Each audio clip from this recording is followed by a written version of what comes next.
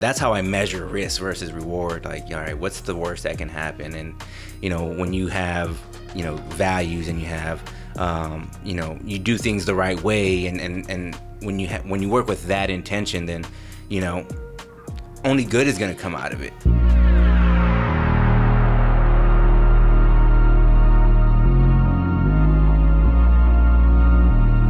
Welcome back, everyone, to another episode of Always Level Up the podcast. I'm your host, Carlos Garcia. This is where we talk about business, health, and relationships and knowledge. On today's episode, we're switching it up a little. On this episode, Abigail Santangelo is back, and she will be taking the wheel, and you guys are going to get to know me a little bit more. So grab some pen and paper, and let's get down to business, because this will get a little personal. Let's get into it. I love that, level up. It says everything. My team, for Christmas, they gave me that sign. They gave me that neon sign. Just coincidentally, I was like, you know what? Always level up. Like, I'm gonna create a podcast. I'm gonna name it that. And that's where it began. Were you thinking about doing a podcast?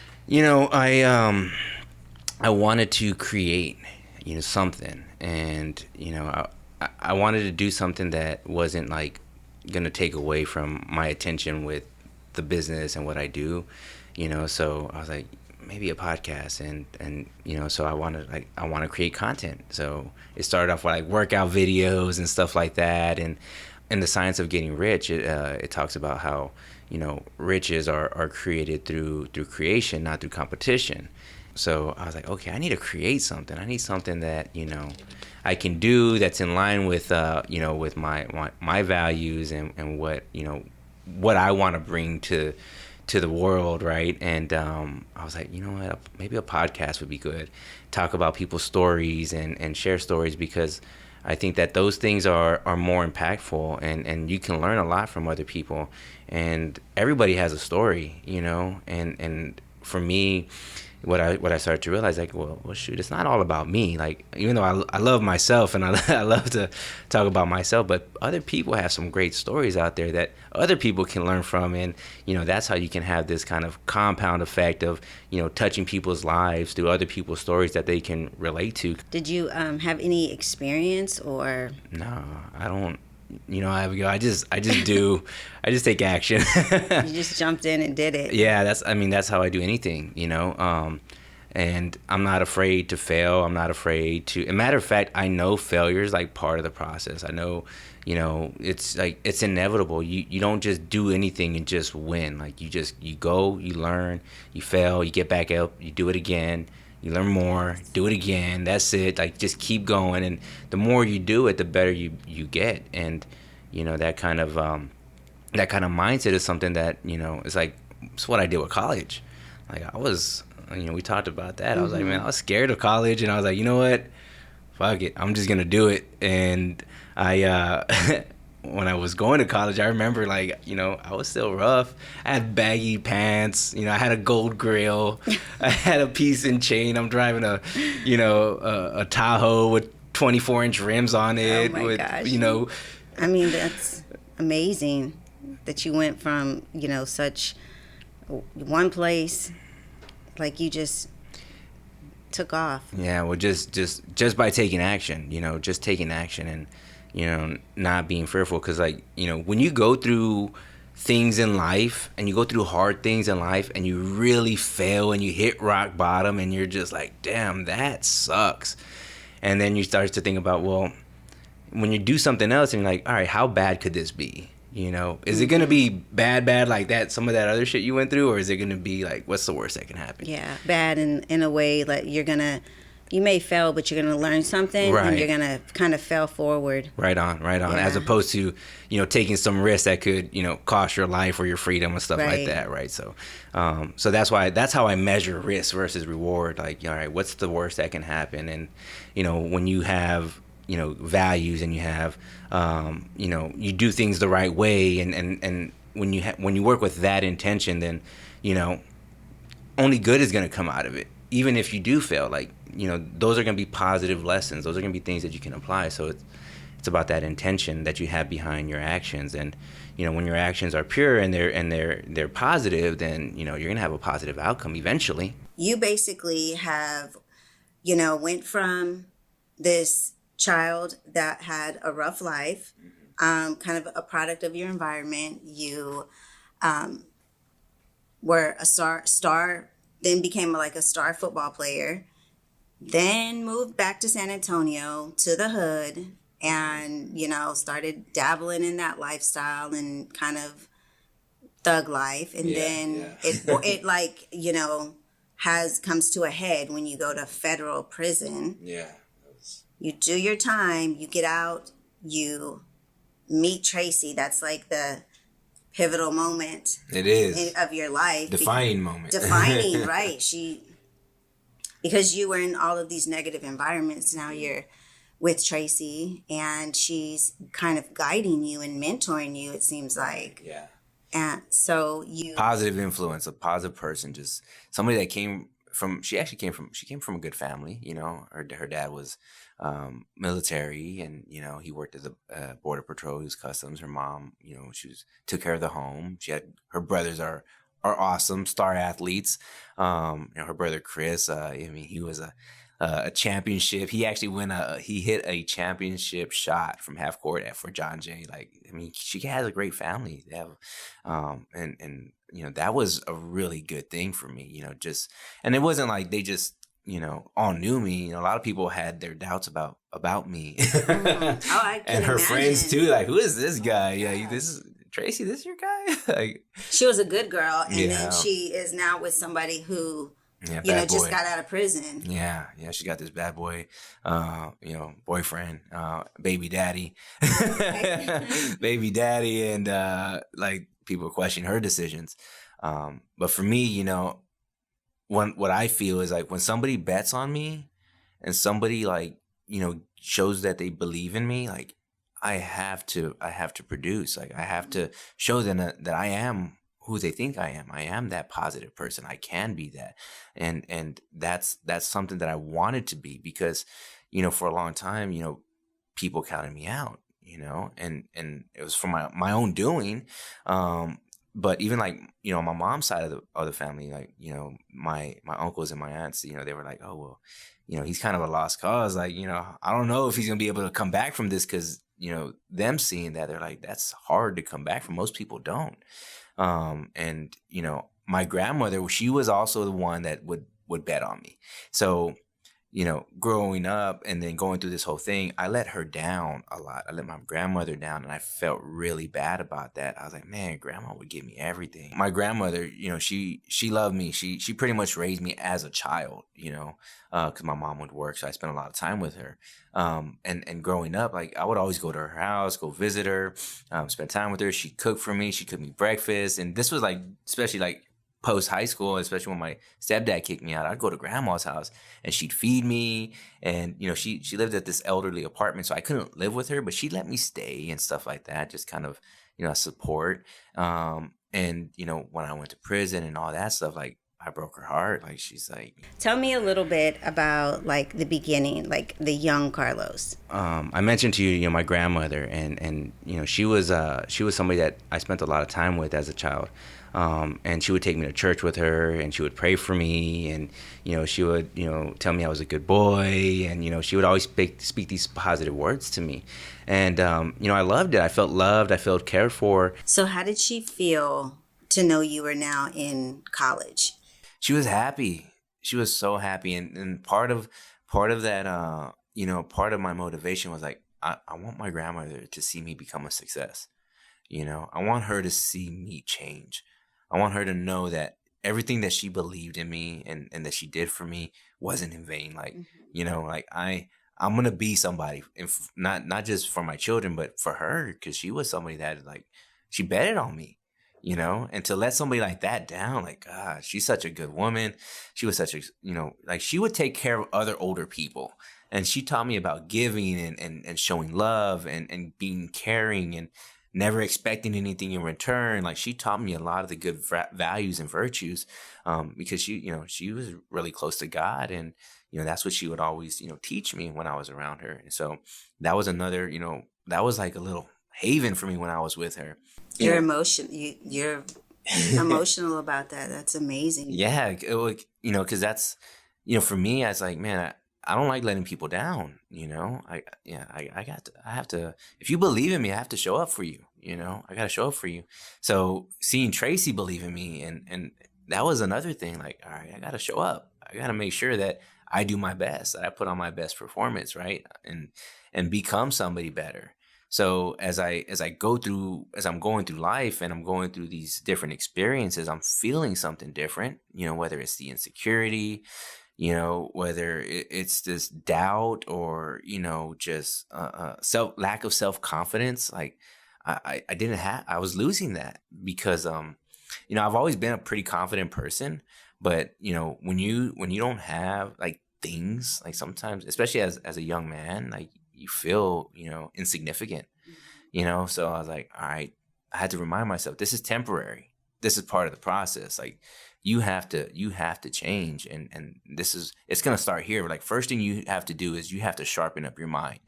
And this is why you're in school. This is going to school was, the idea was like, all right, I had to ask myself the question, like, what makes people valuable? That's the question you asked yourself then? This is back then, yeah. Because as I'm trying to figure out my life and what am I going to do, it's like, how do those people become successful? What did they do? Like, it's like nobody just did it for them. They did something. And what I learned is that value is measured by what you know and how you apply what you know. And if you don't have any skills, if you don't have anything that you can apply, then you're not valuable. And it's a tough pill to swallow. Like, yeah, all right. If you don't know anything that's going to provide any value, well, then maybe you are just a laborer. Maybe you do just, dig a ditch. But you said something yesterday to me that was like, boom. Mm-hmm. You said that you had to bring value to yourself. You have to provide value to yourself. Right on. And I was telling you, you always hear, how can I be valuable to you? Mm-hmm. How can I make myself more valuable to make more money? But you specifically were like, you got to basically talk to yourself. Like, mm-hmm. How can I be more valuable to myself? Right on. What can I put in my mind? Right. And that's where that was part of it. Right. So realizing that, okay, I need to learn something that I can apply. So college was like, that's my mental gym, right? This is where I'm going to go to start to exercise my brain, mm-hmm. so I can start to acquire the knowledge that I can actually apply and not be like, oh, I'm just another college guy that went to school and didn't use my degree. Like I'm going to go to school and I'm going to learn something that I can add more value to myself. So that way, when I do get out into the workforce and I do find a career that I can actually, be valuable to somebody else where they want to hire me, right? And work for or do something that's going to provide value in that way. So I had to sharpen the mind first. I had to bring that value through education. And I started to value education because I started to see like what it was doing for me in terms of like, just the simple things, giving a presentation, and getting up there and speaking. And that was hard. I can't imagine. In my mind, it's just so like mind-boggling how you went from one extreme mm-hmm. to the next. And it seems like you did it really fast. Like I can't even imagine you're sitting in prison and then you're giving a presentation in front of a class. It took a little bit of time. It took almost a year after I realized that I don't have time to waste. Right. Time is that's powerful. I don't have time to waste. Like these kids are growing. I have responsibilities. Like I need to act now. I need to do something now. Like, if I keep waiting, then, it never happens. Right. So, and I start seeing Tracy and she's doing, and she's taking action. Like, well, hold on. Wait, you're not leaving me. Don't leave me behind. Hold on. Let me come with you. Like, you're going to go somewhere positive. Like, I need to try that. And, it could have been easy for me with who I was and the attitude that I had back then to like, be like, whatever, do your thing, and just with the ego, right? I swallowed the ego. I swallowed the pride. I had to let that go. Like, dude, you're not that guy and you're not that great. Like, you got to be better. And, she helped me see that, and not in a way that she told me that, but just in her actions. In her actions, I saw, and I was like, all right, I need I need to pick up right here. God's talking to me. God's blessing me right here with something, with someone. And I need to take advantage of. This is the thing I need to take advantage So of. how old were you? I Wow. was 22. Yeah. She was 23. She's a year older than me. So, yeah, that was yeah, we're young. We're young. And but I just knew that, I had to do something. 3 kids in, 3 baby mamas, 22. 22 years old. What are you gonna do? Been to federal prison. What are you gonna do? Like you have to become somebody, man. Don't just let this opportunity, or you're gonna be like your dad. What was the outcome for college? What degree did you get? What So was your major? so I did exactly what I said I was gonna do. I went all in. I went all in. After Tracy and I had an argument about, my insecurities and me accusing her of cheating on me, all these things, I let go of all that. I was like, you know what? Do your thing. You know what? I'm going to be here. I'll back you up. I'm going to do what I need to do. Whether you stay with me or not, I need to work on myself. And I know this. And I'm going to just focus on me. I'm not going to worry about anything else. And I'm going to do good in college. I'm going to do great in college. And so I got involved with all the organizations, which she encouraged me to do. She's like, I joined the Student Leadership Institute at Northwest Vista. So I was like, leadership is something that I want to, I knew that in the world, there's a high demand for good leaders. I was like, I want to be a good leader at some point in my life. So you just got like fully Immersed. Yes, Yeah. and you were like done with that life. Yeah, the I was whole done life. with it. I got to do this, right? I'm on federal probation, on supervised release. Like, I need to show my PO.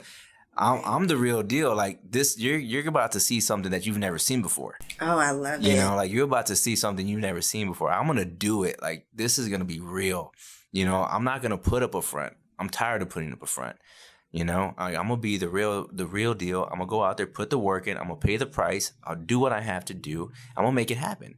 And I did. I went after it. I did everything that Trace suggested. Go to school, get it, use the tutoring lab, get the help that you need, get involved with organizations, anything that I could do. I did it, For how many years in college did you do that? 5 years. So you spent 5 years in college. And what did you graduate with? So, I ended up majoring in business, and my focus was real estate finance and development. And that was my concentration. So my degree was a bachelor's in business administration with a concentration in real estate finance and development. And I chose that degree because I was like, you know what? If I'm going to be rich one day, I need to pick a degree that's going to allow me to get there, right? And I was like, what can I do? I was like, well, I'm probably not going to work for like a corporate company because they probably won't hire me because of my record. So I was like, man, real estate's probably going to be the thing to do. So as I got through Northwest Vista, I was an honor student. I had great grades multiple times. Like I was really killing it. And then I was like, you know what? Maybe I can get my bachelor's. And I looked to UTSA. They had the real estate finance and development program. Like, that's it. That's the one I'm going to do. Signed up for that. And then I had got a letter about the honors college at UTSA. And I was like, you know what? I'm going to apply for the honors college. So I applied for the honors college and I got accepted. And I got accepted into UTSA. And I went over there and, I started school at UTSA. And then I started working on campus at UTSA as a peer educator. So I had to, promote responsible behavior. I had to give presentations on, sexual health and, drug addiction. And I was like, man, this is probably, even though I don't want to do this, it allowed me to stay in a positive environment. And it forced me to hold myself accountable for my behaviors. Like, all right, you're going to be teaching people to be responsible. Like, you got to be more responsible. Right. So, I ended up graduating with that degree in real estate finance. How did you take all of those negative habits or the negative things that you learned, and how did you flip them over to be positive for your new career in real estate? Well, what I realized was I'm business minded, Okay. I'm a salesman. I could sell what I believe in. And I want to sell the best product. So that was one thing. The other thing was, I knew that doing things the wrong way had an inevitable consequence, that, it's just time before you get clipped. It's just time before it catches up to you. So there's no shortcuts. There's no fake it till you make it. Like you gotta be the real deal. You gotta put in the work. Like if you cut any corner, if you try to fake it, it's only gonna catch up to you at some, like you can get so far with that type of mindset, but it's gonna catch up.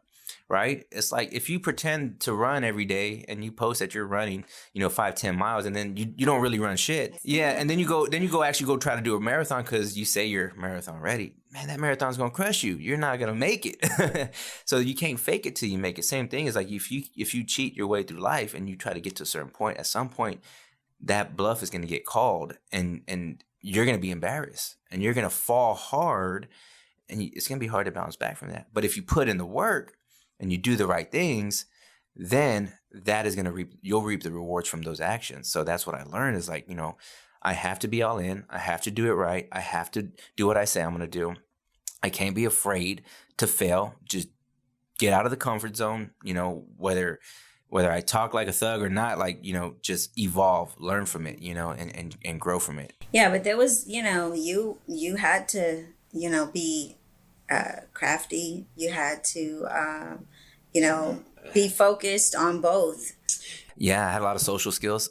Yeah, I was very social. I love people. I love engaging with people. I love to have a good time. Stuff like that. So when you got your degree, what did you do next? So that's where things got real, right? Because I go through college and there's a lot of achievements, and those achievements I had this sense of, like just accomplished, right? Oh man, I did it, right? And you know what they say, right? Every time you climb the top of one mountain, you're at the bottom of another. And so I was like, man, okay, I'm at the top of this mountain of college. I feel good, but now I'm at the bottom of this mountain of life again. And now I got to work, and now I got to find now I actually really, this is where the work starts. I got to find a career. And this took another moment to reflect. Okay, what am I going to do? I got student debt. Like some of the negative thoughts started to come in. You got student debt. I got to pay that. What now? What are you going to do now? You're not guaranteed success. And I was like, I'm going to work. I'm going to work. And I'm not too good to work. And that's one thing I do know. And now that I can get into the workforce, I'm better than what I was when I started, because I do have an education. I am smarter than what I was when I started. I'm not the same person. So wherever I go, it's going to be a stepping stone to something bigger. And that's when as I was looking for work, I ended up getting a job at Radio Shack. My brother's ex-wife, she hired me. She was my manager, and that was a humbling experience too. It was like, you know what? Her name's Jennifer. I was like, hey Jen, you guys hiring? She's like, yeah, you can apply. I was like, cool. So she hired me there, and I was selling cell phones and batteries. And you had this, great degree, and then you went and got a regular job. Yeah, at Radio Shack. Yeah. Yeah. Well, but it was like, it's an honest living, right? It's humbling, right? Right. And to me, I wanted to show my work ethic to anybody that was gonna, give me the opportunity. You weren't just gonna be stagnant waiting. Yeah, I'm not gonna sit this here. Great job. Yeah, exactly. Job. Like, so when did you go into your next great job? Or what was the next great job that you were able to use your education? So it's funny how it works. I think when you're going through life and you're trying to make things happen, you have to apply faith, right? You have to know that at some point the door is going to open, and you don't know when or where. Just be ready, right? Just be ready. And I remember, going. It was I graduated in 2010, and that was in May. And then I got a job at Radio Shack the next month, and then fast forward November, Thanksgiving. I get invited to my uncle's house for Thanksgiving dinner. And we're there. My mom's brother, my uncle Charlie, he was a retired federal agent, so retired Air Force. So I'm like the black sheep of the family. But they believe in me now. They open the door back up for me. He's changed, right? So we'll see. So I go over there. We're having dinner, and my uncle's cousin George was there with his son JD. JD was he was in real estate, and they were talking about George was talking about JD. He's like, oh, JD, he made, JD's been doing great in real estate. He made $30,000 last month. He's like, I was like, really? I was like, $30,000 in a month. Like, what are you doing, man? Like, I'm at Radio Shack. He's like, oh, it's just a little real estate investing. Buy houses, sell them to investors, and he's kind of telling me, what he does. And I'm like, okay, cool. Well, where do you work? He's like, I'm in Fort Worth. And I was like, all right, well, man, is there an opportunity in San Antonio? Do you guys have an office here? He's like, no, but, we're thinking about opening up one in San Antonio soon. I'll let you know.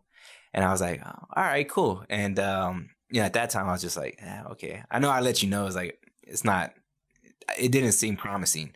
So the next month, I get a call from his name's Nathan, and Nathan's actually the broker of New Western here in San Antonio. They just opened up their doors, and this is in December, right? So he hits me up. He's like, "Hey, I heard a lot about you. Your cousin JD Castillo, he was talking about you, and I want you to know we open up our shop, and I'm hiring, man. I want to see if you have time to set up an interview."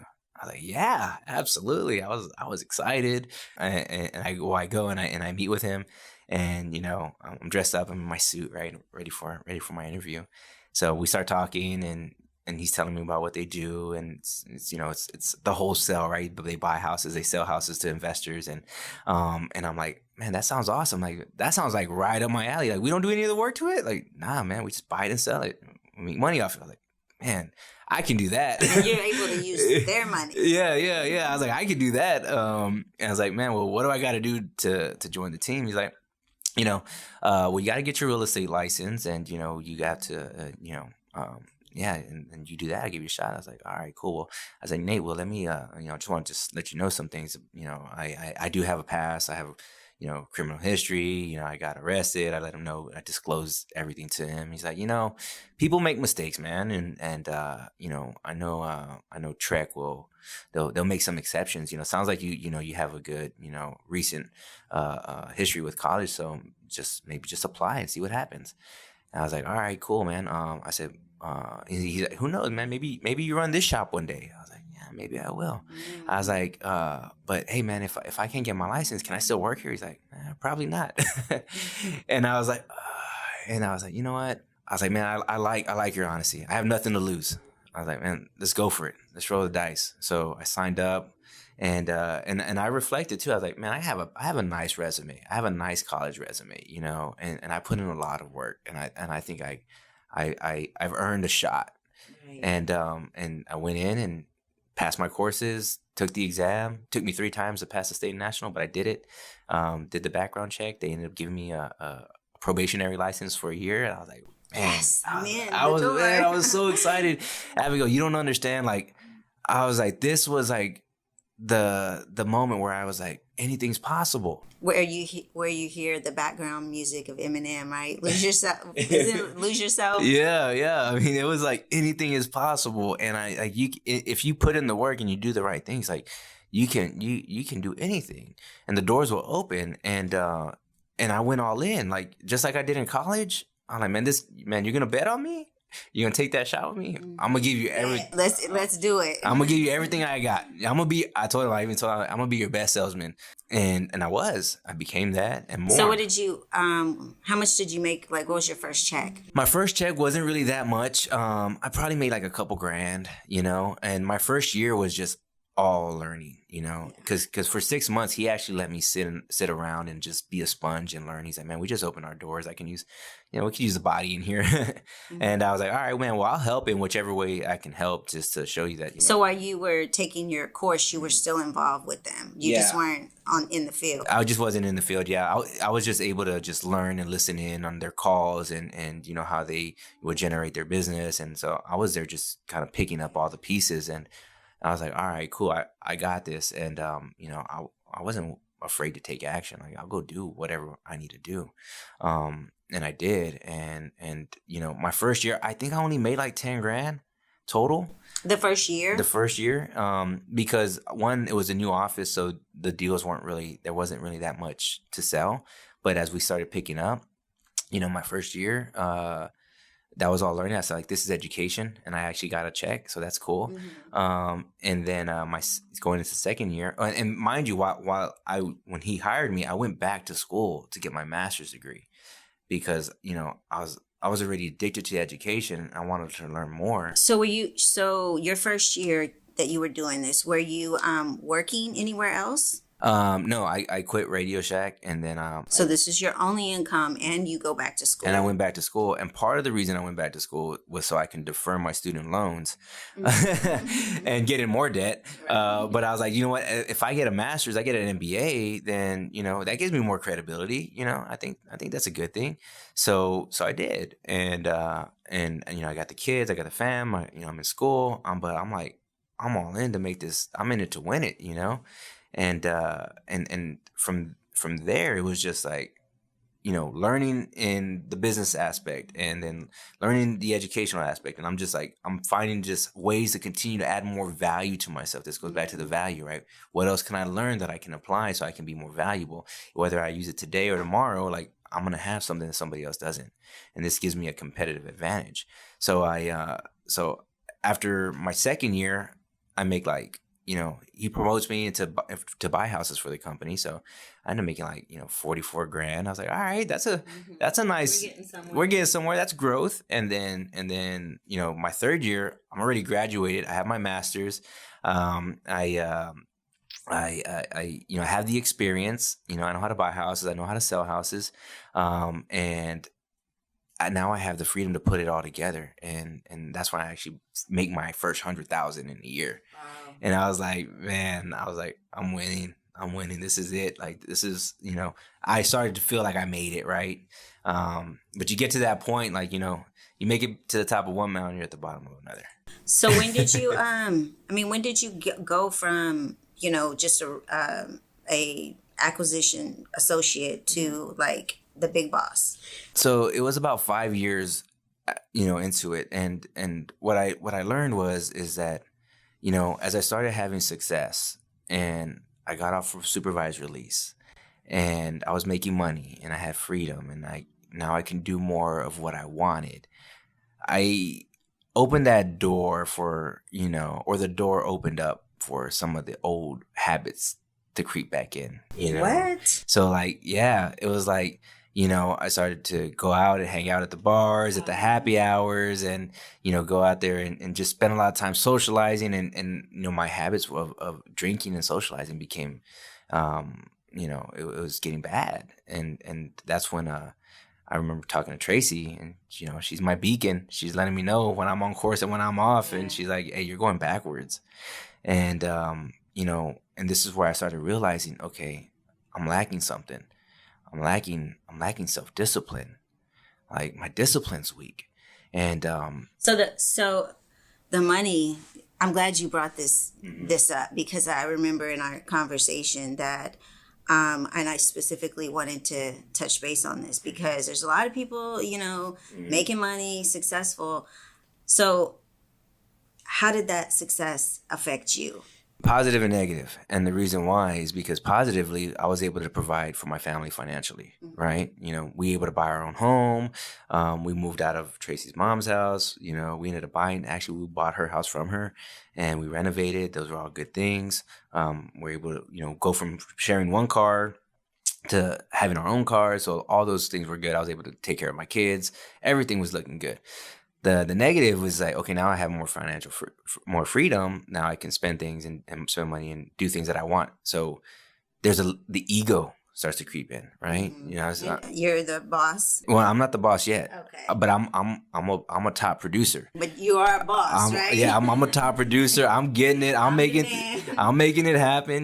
Those are things that I was feeling, and so the ego gets inflated, and by doing that, then I think I can do what I want. And, I'm out there hanging out, going to the bars. And that's the whole lifestyle of real estate. Yeah. It's like you're meeting people for meetings, you're having drinks. Yeah. It's like a party. It is. And it's fun. Yeah. It's a blast. But I started realizing, and she pointed out to me, she's like, you're going backwards. You're spending a lot of time in places you shouldn't be at. And you need to get it together. And I was like, you're right. And I really just had this moment of reflection. I was like, And I started, I need to keep learning. I need to learn something new. And I need to figure out to address this. How do I address it? What do I need? What am I missing? So I was like, I need to learn something I need to start reading books.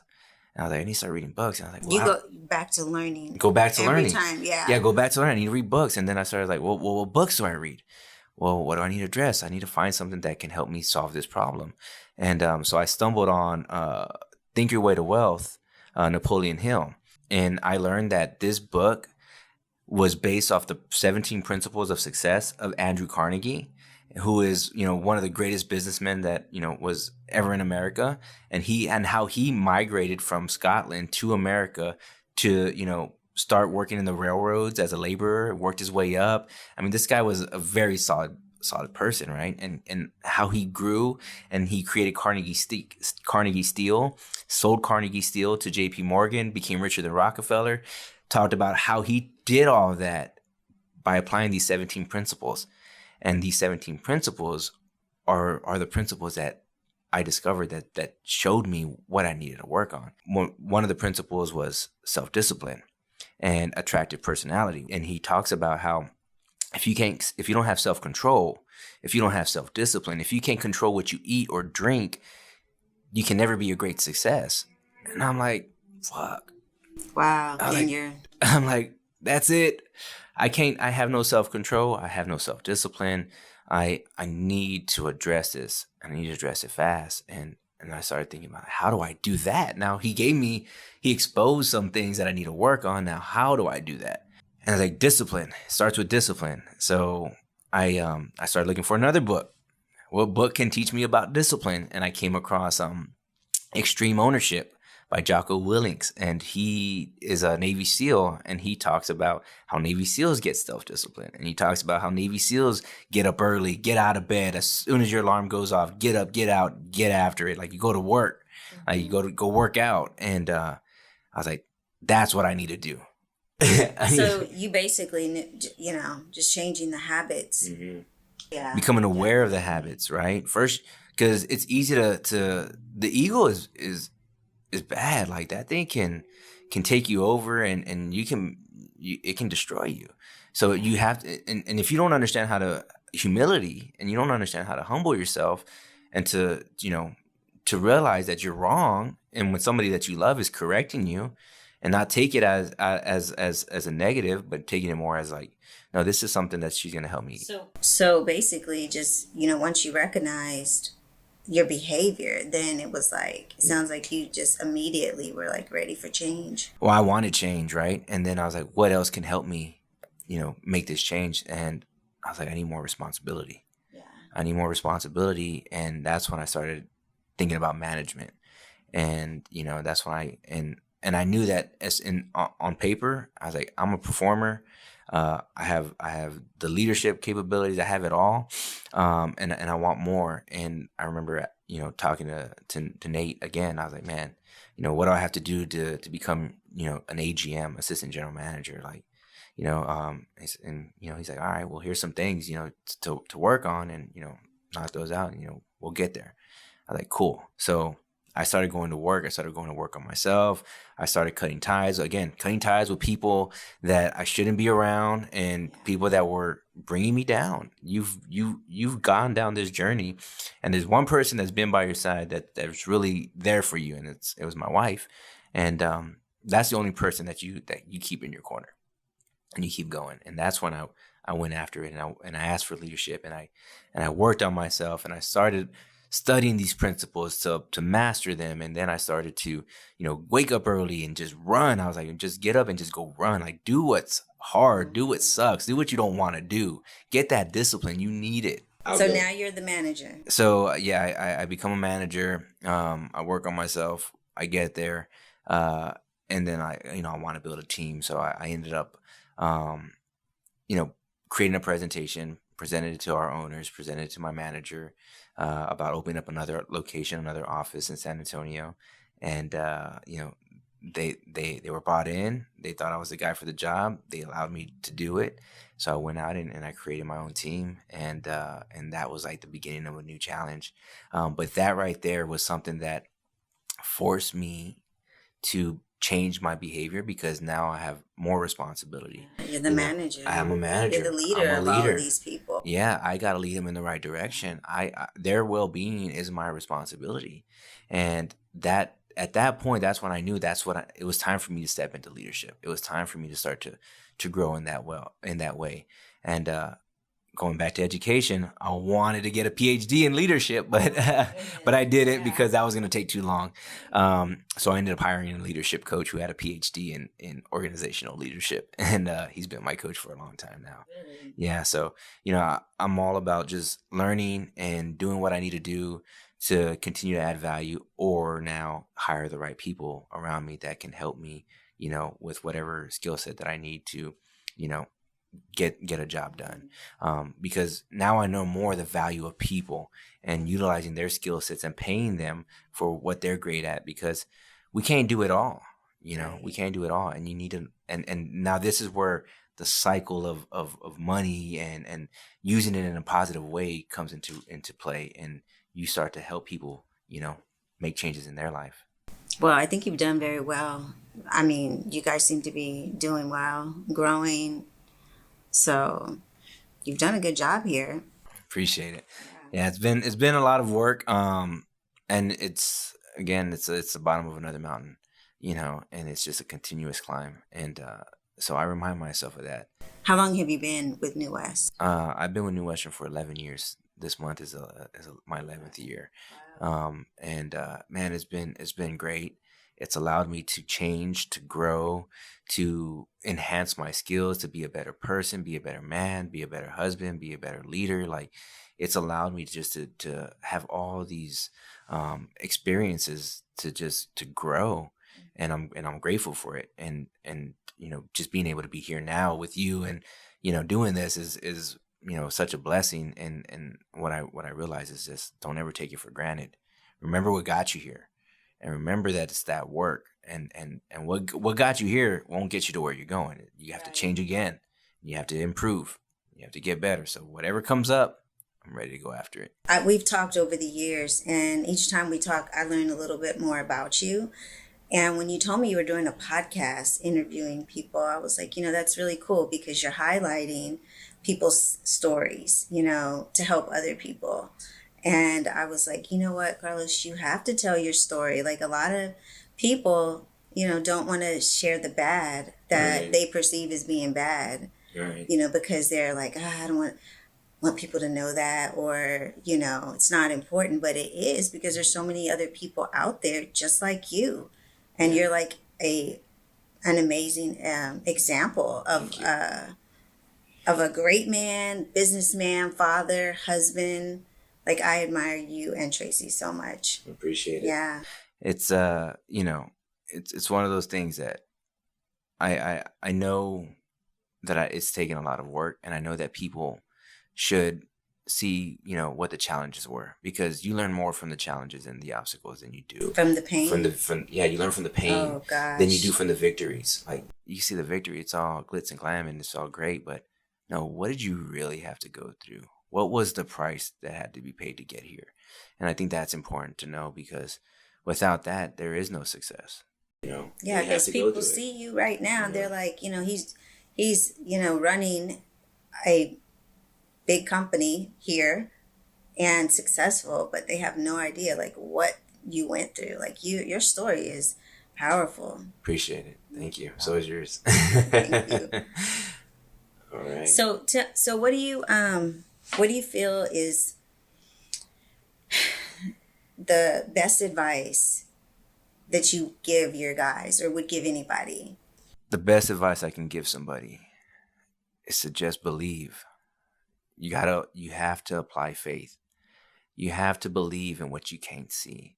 You have to believe that you can be anything that you want to be, and you have to go after it. And when you go after it, you're applying faith with no guarantee. Like, nothing's guaranteed. But the only thing that you can guarantee is the work that you put in to make those things happen. And if you do the work and you go after it, the rewards will come. You will unlock the door of success. Like, you will get it. And at each level, you have to do it again and again. So you make applying faith a habit. You know, you have to make it a habit because we get tested. You know, we're gonna get tested. You know, I'm sure you've gone through your projects and you've gone through them. You hit your walls, Right. and you're like, "Are you gonna keep going or are you gonna tap out?" Keep going. Right. Yeah. I'm gonna keep going. Exactly. You know, we're gonna make this happen. Come hell or high water, we're doing it.